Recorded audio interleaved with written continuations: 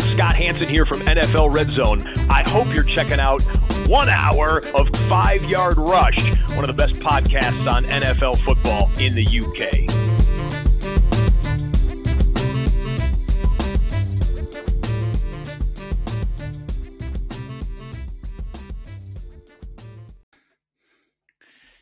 Hi, Rush Nation. Here we are. I thought I'd get this out yesterday, but unfortunately, just didn't happen. As you see, I put a lot of content together yesterday. Lots of things went out, but unfortunately, just didn't quite get this one done. But it's fine. I'd rather do things justice and give it the time to digest. And I think sometimes a break when you have me talking about every scenario, every game, and everything for 40 minutes could be a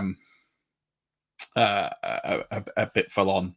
Plus, we had start sits and everything else. The column went out as well. So, anyway, no more excuses. It's here, and it's time to go through the Fantasy Bible Part 2, all the late window games, Sunday Night Football, and then we've got 2 games Monday. So that's another thing to keep an eye on your schedule. There's 2 games Monday. You probably already knew that. And as promised, I'm going to share my current ranks. This is where they are at time of recording on Friday morning, and I'm going to just sort of change these as we go through so that you can go ahead and capture these as we go through and write them down, do what you got to do. So there will be some changes to this near the sort of end of the week, but this is where we currently stand with injuries. I'm going to start off by breaking down the Panthers versus the Raiders game. Raiders are favored by 5 points here, and the over-under is set at 40. So this line is really interesting. It's kind of hard to predict what the Panthers are going to be because they can't be any worse, but they've dropped Bryce Young. Andy Dalton came in last year. He looked okay at times. He definitely had a relationship with Adam Thielen, and that will be reflected in my ranks this week. So someone who has come from nowhere in particular. So looking at looking at him and looking at what the Panthers are going to do, it's kind of hard because we can't just take them as, oh, well, they're bad and nothing changes. You know, they have a competent quarterback who can play, who can get vertical, who will certainly be more vertical than Bryce Young. So that's something that we have to take into account when we're reviewing the game. Having said that, what I will say is that obviously I still expect the Raiders to win this game. They're a better coached team. They've got a bit more consistency going, and so that's kind of, you know, I think the -5 line is good. 40 line feels like there's an under opportunity there. But I expect the Raiders to dominate at least 2 phases of the game. I think they'll dominate the offensive game, and I think they'll dominate the special teams aspect. The defensive game, I think, could be a bit of a wash. I think that I've been writing about this for the last couple of weeks. If you've read any of my Fantasy Pros wide receiver cornerback columns, is that I think that the secondary in the Panthers is pretty poor. But they do have a pass rush. They do have the ability to make plays in the middle of the field, and that could restrict some movement if the Raiders don't find a way to game plan that. But having said that, it's a good week for Devontae Adams. He has one of the best wide receiver cornerback matchups this week. As I write the column, and the link is in the video below, so make sure you read it. There's an opportunity for him to really come out of this. So enough about that. That's kind of where I see the game script going. I'll start with the Panthers. I have Dalton at quarterback 25 this week.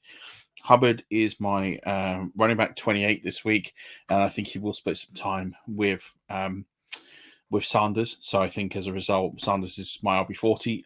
If you can, I'll try and avoid starting both of them, or either of them really. I wouldn't have either of them in my team.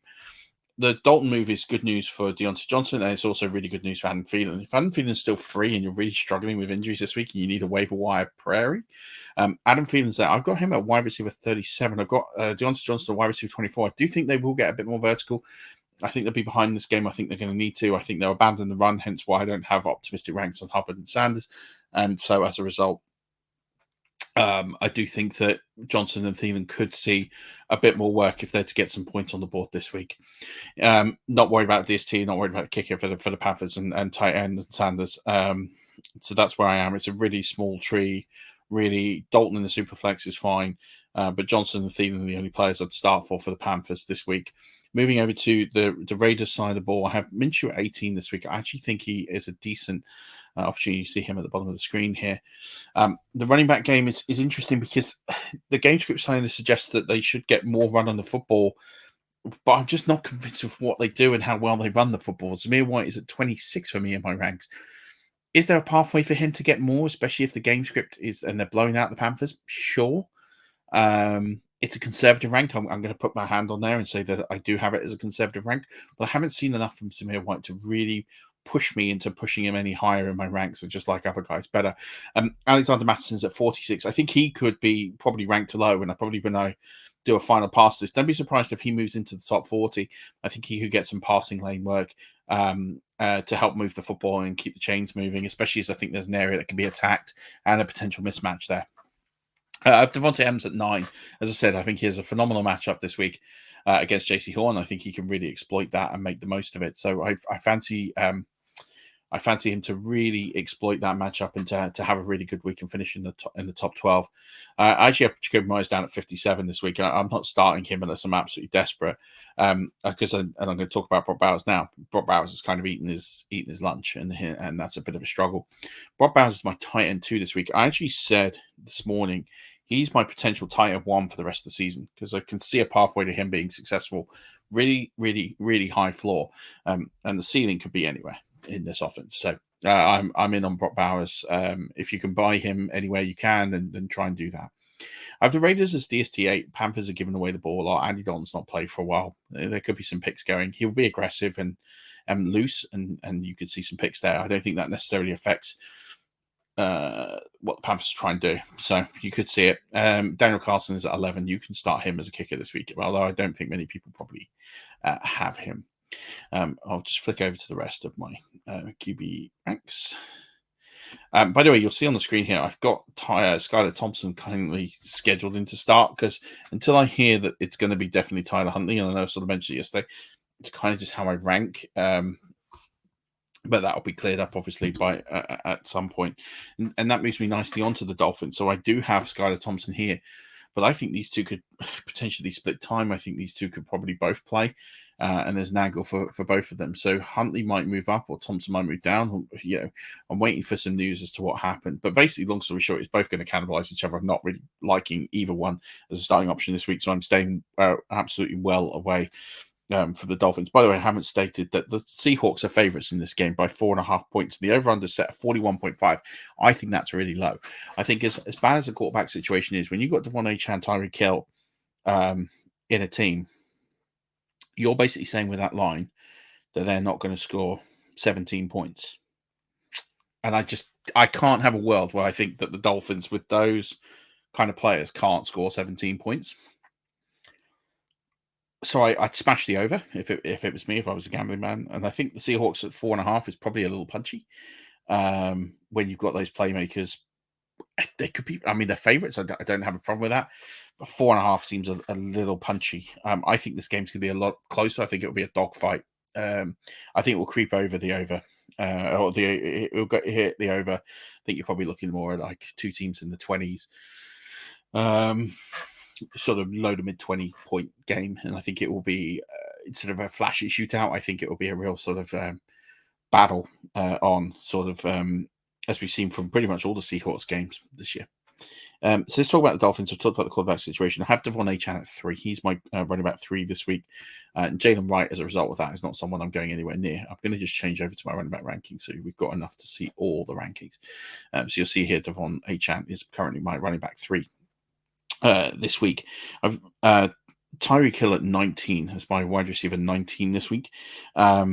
He can easily outpunch that. I'm starting him no matter how bad the quarterback situation is. But I'm just kind of right out there. And I'm fading Waddle. I have him outside the top 60 currently. If I hear that Tyler Huntley's going to start and he's going to play the whole game, then I'll probably move Waddle up a bit. But under Skylar Thompson, I can't go anywhere near it. So that's kind of where I am with Jalen Waddle. And the only other player that's worth mentioning for the Dolphins, not starting the DST, is Jason Sanders. He's kicker 25. If you took him last year because he had a boatload of points, he's probably a sit, and you probably need to replace him for the next few weeks. We look at the Seahawks, and I fancy them to get aggressive in this game. Last week, pretty much Jackson Smith and Jigba and DK Metcalf got all the targets from Geno Smith. I think he threw the ball 44 times last week. I don't think it's going to be quite that much this week. So I think the way I have it projected right now is I don't think Kenneth Walker Jr. is going to play. So I've got here Geno Smith as quarterback 12 for me this week. I think that's a pretty safe floor where I think he's going to end up. I have Zach Charbonnet at running back 10, as you can see on the screen. As I said in the video earlier today, 96% of snaps played. It's a pretty strong statement that he is a silo back in a defined role there. I have DK Metcalf at wide receiver 18, JSN at wide receiver 25. I think those guys will be the pivot of the offense, but I do think Lockett will come a bit more into this. I think they will try and throw the ball a significant amount, maybe not 44 times, but I think Gino will be up in the 30-point attempts or 30-plus attempts. So I've got Lockett at 36 as well. No Fant's questionable in this game. I'm not sure if he goes, but he's at tight end 18 because I'm just a bit unsure of that. I do have the Seahawks at DST5. I think there's turnover opportunities, especially with Skylar Thompson if he does play. And if it's Snoop, again, he's not played for a while. I kind of think that there's turnover opportunities there. And I have Myers as the kicker 15 this week. Definitely, if you've got him, you can start him and feel a little bit comfortable there with that. Change the screen. Right, we'll go from there. I can't work out what you saw. We did tell you, okay, so we'll go there. We've got the Lions, who are 3-point favourites at the Cardinals. The over-under on this is 51.5, so they fancy both teams to score a lot of points. That's a high over-under. Could happen.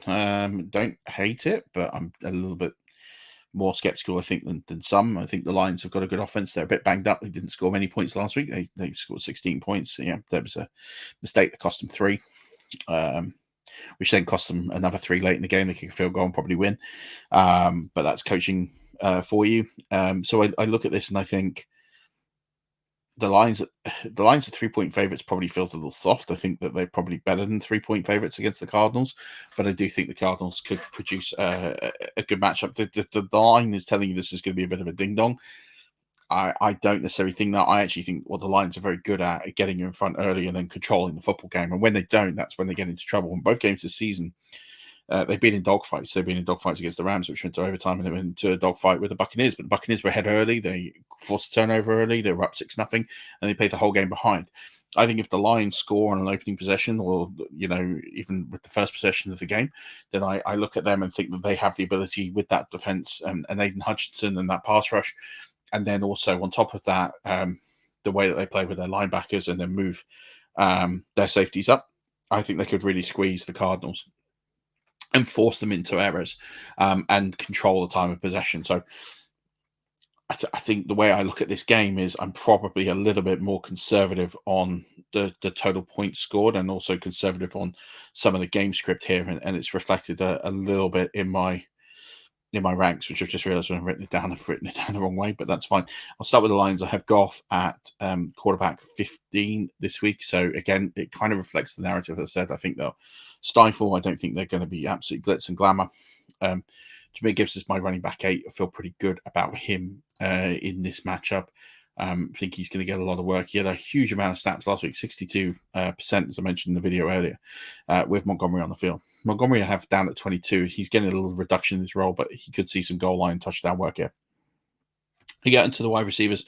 I have St. Brown at 10 and Williams at 15. I think St. Brown was a little bit banged up last week, and I think they could revert to him almost playing like a bit of a perimeter shadow game. And I think that stops him from being a top 5 wide receiver, but he could get the volume to get there.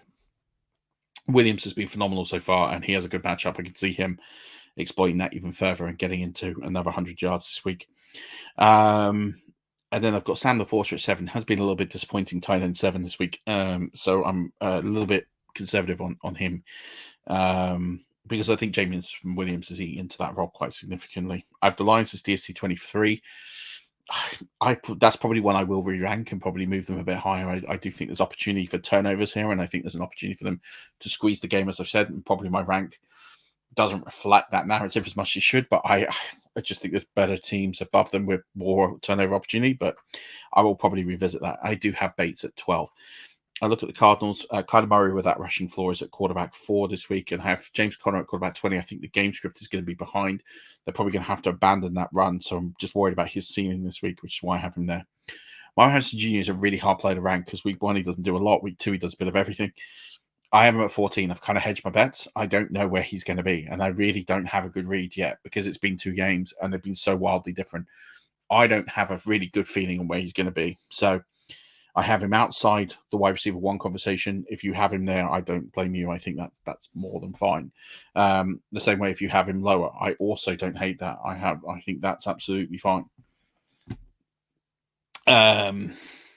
Greg Dortch 47 might be an interesting flex play this week. Might be one that's worth looking at and picking up this week to see what he can do. But he's at 47 this week. Trey McBride I have as tight end 3. Says more about the Titans. He's going to get a good amount of volume there, but the Titans behind anyone else. And then I have the Cardinals at 25 and Matt Prater at 13. So you can start Matt Prater, but I wouldn't start the Cardinals team. I don't think anyone is. Let's move this over to wide receivers as I go through this. Right. So I've got here the Ravens at the Cowboys. Ravens are favored by 1. This is a really interesting matchup because both teams are a little bit off it at the moment. The over-under is 48.5. Cowboys lost at home last week. Wasn't expected. So it's a really interesting scenario. The Ravens are 0-2. They lost last week. That wasn't expected. We don't really know what these 2 teams are yet, and that's a bit of a problem. Especially when it comes to ranking, right? So I think they're going to have to unleash Lamar for the Ravens to be successful in this game, given they're going to have to deal with Micah Parsons and given they're going to have to deal with that pass rush. I think they're just going to have to unleash Lamar Jackson, and I think he could have a monster game. He is my quarterback 1 this week. As a result, Derrick Henry, not that many high value touches, not really much for him in role at the moment. So that makes it a little bit difficult for me to rank him any higher than 18th. And I think the game script could get away from him even finishing that high. So if the Cowboys come out and play Cowboys football and dominate this game, which they can, that could really hurt Derrick Henry, and they will abandon the run as we have seen already this season. I have Justice Hill at 48. I think he will have some sort of bit part work on the sides here, but not in a real sort of eagerness to start him in the league. Zay Flowers, I think, good matchup this week. I like the fact that Lamar could get vertical to him and find a role for him. So he's my wide receiver 13 this week. Bateman, I think, is one of these sneaky flex plays. I have him at wide receiver 59 based on what I've seen, but I think I can see a role for him this week. There is a pathway to him being used as a big field stretcher, one over the top, have a sighter against one of the cornerbacks there, which is an area you can get at. The Cowboys, as we saw with Rashid Shaheed last week, getting over the top and vertical.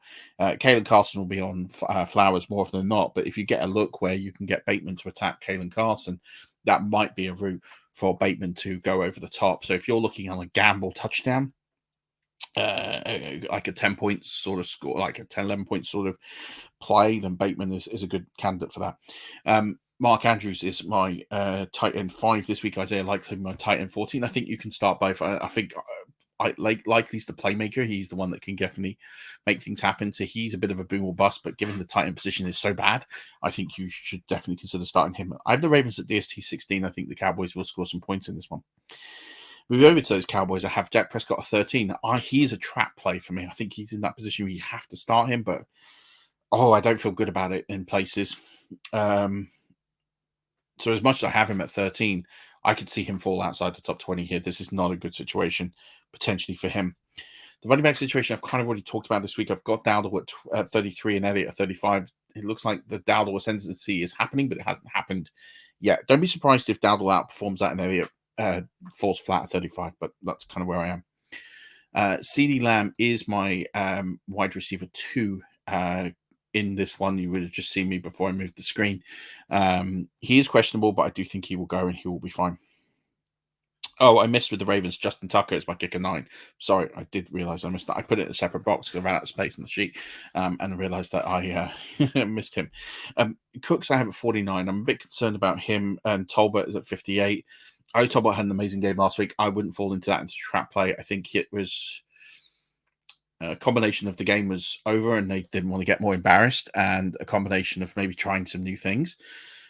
I don't necessarily think that is going to happen again. So I'm not really feeling confident on Jalen Tolbert, unlike others. So I'm kind of out on both, and my recommendation would be to fade both. But that's where I am. It looks like Jake Ferguson is back. He's questionable. I've got him at tight end 19. I don't really know until I get a bit more information. Not too sure what to do there. Cowboys I have at DST 19. Again, I think Ravens will score points. I don't think they'll turn the football over, which is a key. And Brandon Aubrey is my kicker 3 this week. Last one of the late window before we move into Sunday Night Football. And I've got the 49ers who are 7-point favorites at the Rams, over under 44.5. And I think this line is pretty much bang on. It's kind of, if I look at all the lines this week, this is the one that feels probably the one that I'd take to the bank, and I'd stay away from a betting angle. Not that I bet, but if I was, I would probably stay away from this because the line is really good in how I view this game. The 49ers I expect to dominate. The Rams are struggling with injuries. They've got injuries all over the place. It's not just a wide receiver, which is the most noteworthy. They're struggling. They're losing their playmakers. It's really hard to see a pathway of the Rams winning this week. If they do, it will be one of those really low-scoring defensive games. I don't see a pathway in which the Rams score 25 points. So with that in mind, unless it's like the 49ers are like well out in front and start resting players, that could happen. That's the only pathway I see to the Rams getting significant points this week, and that's kind of reflected in my ranks. So the 49ers at -7. Brock Purdy is my quarterback 10 this week. I expect him to have a really good week. Jordan Mason, my running back 5. Pretty straightforward where I think there. Brandon Ayuk with no Deebo Samuel, by the way, means he's my wide receiver 4. He's got a phenomenal matchup. Again, read the column that I've got attached. But he's my wide receiver 4 this week. I feel pretty good about him. I got Jennings as wide receiver 35. He'll pick up a bit of additional work. Again, if you're looking for sort of potential players on waiver wire, you can pick up. John Jennings might be there, and he might be a throw-in for a flex play for sure, because he's a flex play for me this week. George Kittle is questionable, but I do think he'll play, and I think he's my tight end 1 this week. As a result of that, this matchup's perfect. The Rams aren't particularly great against tight ends. This is an opportunity to really exploit that. And I have the 49ers as DST 4, and Moody is my kicker 1 this week as a result. I think they scored about 100 points. Rams, I think, are struggling. So I've got Stafford at 27. I don't think this is going to be a good week for him. But Kyron Williams, I think a lot's going to have to go through him. He might see a lot of targets. So he's my running back 4 this week as a result of that. So I feel pretty good on that. I'm just going to update this to tight ends so that we get everyone in. So I've got Kyron Williams, my running back 4 this week. I've got DeMarcus Robinson as my wide receiver 17. I think he'll see the majority of the targets. I had this very differently, and I've changed it, where I have Tyler Johnson as my wide receiver 45 and Whittington as my wide receiver 62. Originally had them the other way around. Actually had Tyler Johnson lower. I've revisited that. I kind of looked at how, if I was Sean McVay, and again, I'm not an expert here. We don't know because we've never seen this before. Whittington's kind of come along nicely, and we have some gaps to look at. But I'm kind of out on Whittington being the linchpin of this. I think Tyler Johnson better fits this offense and better fits the scheme and what they might try and do against the 49ers. But I think they could flip-flop based on matchup dependencies. But I'm probably leaning more towards starting Johnson and fading Whittington. You'll see others probably play Whittington. I'm just not there. Not this week. This doesn't feel like a good matchup for that. Colin Parkinson is my tight end 11. I just think he'll get some targets, but I don't think he'll be that effective. The Rams at 29, I'm staying well away, and Carty at 27, staying away from him. I'll just show the rest of my tight end ranks. Moving on to the night football, we got the Chiefs at the Falcons. The Chiefs only favored by 3.5, which kind of is a statement of how their offense isn't quite clicking right now. The over-under is 46.5. It feels fine, maybe a tad high. I'm not really sold on this Falcons offense yet, and Kirk Cousins, but we'll get to that. I think the Chiefs will dominate the game. 3.5 feels light. I think, again, it's probably a sign that their offense hasn't quite clicked, and probably they do just enough to win. And that could mean that and with no Pacheco, the run game's affected. How do they get more plays, and how do they keep drives extended. I think we're giving Andy Reid a disservice if you think he's only going to win this game by 3.5 points. It's kind of how I think the line is. I think the line should be closer to 5, and I think that the Chiefs will dominate. That's my view on this. I'm Mahomes at 7 this week. The running back situation is interesting, so I will try and talk through it. I think it's a mess, and I think it's going to be a mess this week, maybe even next week. Carson Steele is the guy I've got at the head of the pack. He's my running back 29, but I think really it's going to be who has the hot hand. If he has the hot hand early, he'll continue the role and he'll blow out and he'll blow that ranking out. If he doesn't, then P. Ryan will get a go. He is running back 38, and I think they'll give Hunt some touches, but I don't think he's going to be particularly big this week. He is my running back 55. If you've picked up Hunt, think he's going to walk straight into this offense and dominate. He's been on the couch for a year. He's got to get fit. He's got to get inspired by the new playbook. He's got to work with the installs, and I don't think he would have had enough time to do that. Whilst running back is one of the easier positions to pick up because it's finding the holes. You've still got to learn the offensive line formations. You've still got to understand the play calls of what the design runs are and where the design holes are. I think that takes longer than a few days to do. So I'm not seeing Hunt as the guy to walk straight in and do that. Rashee Rice is my wide receiver 3. Talked about him a lot last week, and he continues to live up to being the heavy target. Xavier Worthy is again a kind of a flex-worthy punt. He's at 52 for me. If you want to gamble on him getting a touchdown, then great, but I don't think he's got high volume. He is going to be that archetypal boom or bust wide receiver for the first half of the season at the very earliest. Kelsey's all the way down at tight end 10 until we see more volume that way, and it might come in this game with no running back to go to. This might be the game that they reinvigorate Travis Kelce, but it does feel like they're kind of preserving him for later on in the season, and I'm kind of buying into that narrative a little bit, so I've got him at tight end 10. Chiefs DST 9, I think they'll force turnovers from Kirk Cousins. They're a sneakily good defense that don't get enough credit, in my opinion. And Butker is my kicker 4. The Falcons, I'm still concerned about Kirk Cousins. He looked great on a drive where it was a 2-minute drill and they put the install plays in. And he looked great when he didn't have to think. But if he has time to think, he looks panicked and he looks a bit nervous. He's quarterback 19 for me. I'm probably staying away from him, especially in single QB play. In Superflex, fine. But, as much as I've got him 6 places ranked higher than Andy Dalton, I'd almost want to take the risk on Dalton and see what he produces. Then I know with Cousins, he's going to be round about QB 19 and not really give me much upside from there. Bijan is my running back 7 this week. Again, I think he does suffer a little bit from this offense not clicking. I can see the Chiefs dominating the time of possession, and that's going to make things a little bit tricky. But I still think he's going to be awesome in a must-start play. Drake London, I have at 30. Yeah, I know he got in the box last week, but until he gets a consistent volume of targets, I just can't go there to be any higher than that. I've got him ranked at where I think his ceiling is. Mooney, I have at 42. And Pitts, I have at 9. I actually think this is a good matchup for Pitts. I talked about it yesterday. I think he can see some volume. I think the Chiefs will give him some yards over the middle, and I think he can exploit that area if they're right to use that.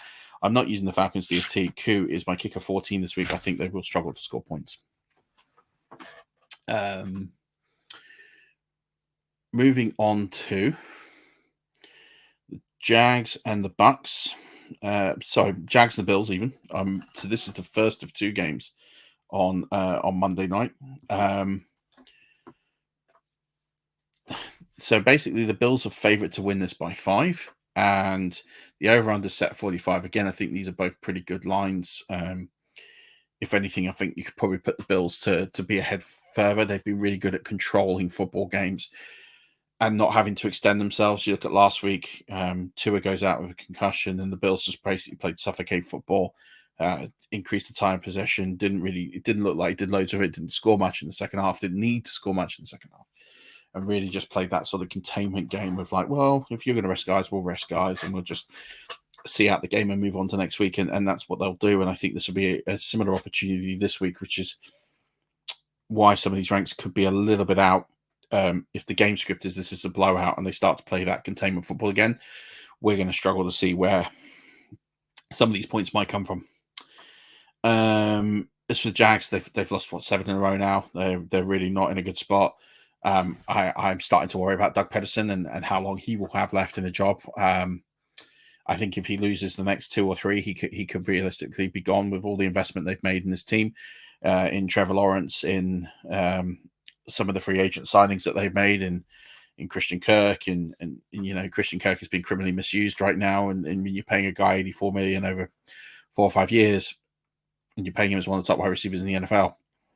That's a concern, and they've got a young enough squad with enough good players to where a change of coach is not a bad thing. It won't be a detriment. Trevor Lawrence doesn't look great right now. He's at my quarterback 24. He's not a star-worthy play, and with that Bills defense, this could be really ugly for him. Travis Etienne's at 14. I think he's the only one really I can bank on in this team to make plays this week, and so he's the only one I'd really feel comfortable starting in a redraft league, unless it's super deep. Wide receivers, I have Christian Kirk at 41. He's been pretty awful. I could make easily a case for him to sit, as I mentioned yesterday. I've got Gabe Davis at 45, and Brian Thomas I'm significantly lower on than everybody else. I have him at 54. I just think this is a tough game. I think it's a tough matchup, and I think that the Bills will suffocate Brian Thomas Jr. So I think all the 3 will be a much of a muchness. They'll almost cancel each other out, and I'll probably stay away from all of them if I can recommend it. It looks like Ingram's not going to go, so Strange is going to be the tight end. He's at tight end 17 for me. Obviously, it's a Monday night game. If we don't have any clarity on that by Sunday, then that's the way we have to treat the game. You can't risk Evan Ingram unless you've just got absolutely no one at tight end, and actually, you think risking him versus him and maybe getting Strange as your backup on the bench, and you can flip-flop between them. As for the Bills, I've got Allen at 3. I just think with the rushing touchdowns, he can always elevate his floor.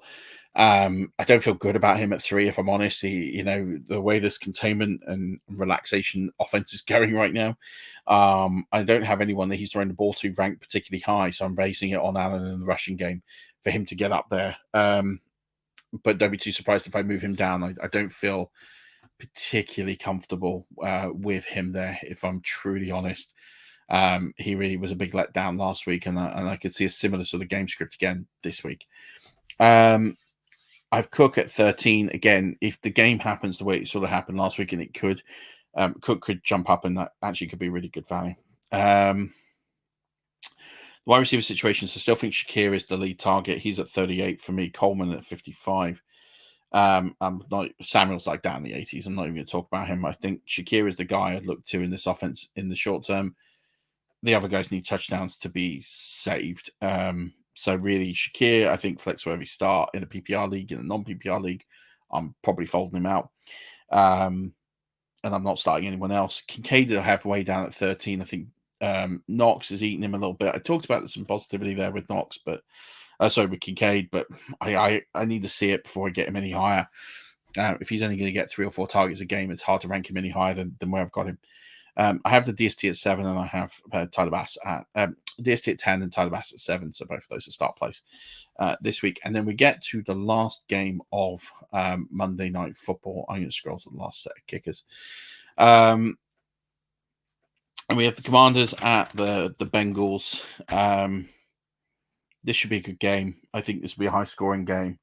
I keep flip-flopping where I have the quarterbacks. I made a change and adjustment to where I have Burrow at 5 and Davis at 6. The line is Bengals to win by 7.5, which I think is punchy, but I see it and I can buy into that narrative. The over under 47, I can definitely think that's a candidate for the over. I think it's probably a little low, a couple of points shy. So I look at this and I think that the Commanders are going to have to get points, and they've had good drives, and they just been settling for field goals. And I think with Jane Daniels' air dot, he's going to need to air out a little bit and use those legs a little bit more. He's got to learn how to slide too, because he is running a tight walk right now where he's going to get hit. Having said that, I had Daniels at 5 yesterday. I've moved him down to 6. I still think he's a top 6 play. Doesn't really change all that much. I've just changed the way I view this game ever so slightly and made a small adjustment there. Brian Robinson Jr. is at 17. I have a candidate way to move him up into nearer the top 12 with some injuries ahead of him. So there is an opportunity for him to go up those ranks. But I feel pretty good as a safe floor at 17. That's where he's going to finish. Eckler at 34. I think he's going to have some high value touches. He's going to need to be big in the receiving game and then moving the football. But I don't think the volume is there enough to put him any higher than that right now. McLaurin's at 29. He's the only receiver I've got ranked significantly for the Commanders. I think he should see some more targets this week, and he needs to see some more targets. And hopefully, with a bit more air dot behind that, we might see him live up to a potential wide receiver 3 finish that I've got him at. Zach Ertz at 15. Again, there's a pathway to him going above that. I have been conservative in the rank there, but I could see a pathway to him outperforming that. And Austin Seibert is at 18. I think this is he performed heroic straight off the bench. I think he'll be busy in this game, but it's hard for me to predict him more than that based on how I see this game going, because I think they're going to need touchdowns, not field goals, and it's kind of where I have this. The Bengals, so yeah, Joe Burrow moved up to 5. I think this is finally a get-right game for the Bengals, and they will need to take advantage of this. The running game it's almost exclusively Moss. Chase Brown isn't even worth a consideration at this point, but I still have Moss at 25. He might outperform that. Maybe Chase Brown gets some donkey work if they are garbage time work if they're blowing this game out, but I can't see a pathway to Moss being an RB2 this week unless he scores multiple touchdowns. That's the only way I see that happening. Chase SC is my wide receiver 1. I think he's going to be the game breaker in this. I think we're going to see peak Chase this week. This is the sort of game that he really will love and relish and turn up for, backs against the wall, come out and make a statement. And I think he could have a huge game and a huge week this week. Yoshi Vash I have at 50. I'm still not sure on T. Higgins. I know he's returned back to practice, so at the moment I don't have him in there. I could change the ranking slightly and move Higgins up. At the moment I don't have that, but that's one I keep an eye on. I know he sort of has a weird designation at the moment. I'm not entirely sure on the picture when I'm like that. I just prefer to fade him out. But if I get some more clarity over the next 24 hours, then I expect Higgins to be somewhere probably in the 30s or 40s. That's kind of where I see it. Mike Gesicki is tight end 8. He's been really good so far this season, and I think there's an opportunity for him to do more. So yeah, I like him this week. Bengals at 18, possible start, but I do think they'll ship some points. And Daniels hasn't turned the ball over as much as probably people thought he might. But Evan McPherson is my kicker 5. You can definitely feel good starting him this week. That's going to do it. That is literally every match, every fantasy relevant player going. It's a meaty pod this, but have you been scribbling notes? Hope you've appreciated it, and please do share some feedback on it. I'm still trying to perfect the format. I feel pretty good about this one, that I'm sharing the game script and the way I view the games and how I explain my ranks as much as I can. And I'd really like to get some feedback and see what you think on this, and if you think that was a good amount of information, was it too much information, was it not enough information? So I know, so that'd be really helpful. But thank you so much for tuning in. Good luck this week. This is going to be the last pod of the week. And until then, Rush Nation, don't forget, as always, keep rushing.